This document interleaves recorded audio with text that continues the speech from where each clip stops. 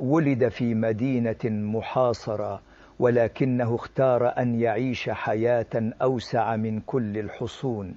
هو تميم محمد العدناني الذي جاء إلى الدنيا في القدس سنة 1942 في بيت يختلط فيه عطر الشعر بهيبة العلم.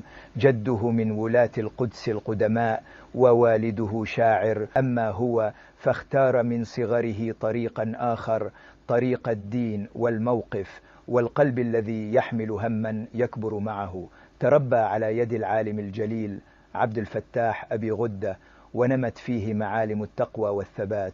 درس في مصر السياسة والاقتصاد، ثم عاد ليعلم في مدارس الأقصى مع يوسف العظم، قبل أن ينتقل للسعودية ويتقلد مناصب مرموقة مع ثبات لا يهتز، لا يقبل الربا ولا يدخل على طعامه شبهة. ثم جاءت اللحظة التي غيرت مساره، رسالة الجهاد في أفغانستان. من مسجد صغير في الظهران جمع أول مرة 100,000 ريال وحملها بنفسه إلى جبال بكتيا. هناك تحت أصوات القذائف ورياح الصقيع كان يتلو قول الله: وجعلنا من بين أيديهم سدا فتقوى روحه ويثبت قلبه.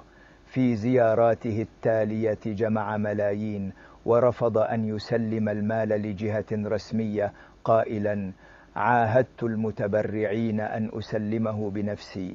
وهناك لقي الرجل الذي سيصبح قرين دربه، الدكتور عبد الله عزام، ومن يومها وصار ساعده الأيمن في مكتب الخدمات.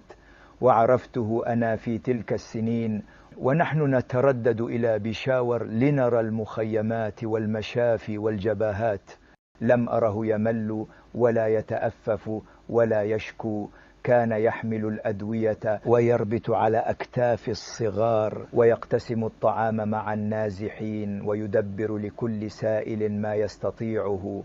طاف نيجيريا، مصر، اليمن، قطر، ثم الولايات المتحدة الأمريكية، يحاضر ويجمع ويثبت القلوب.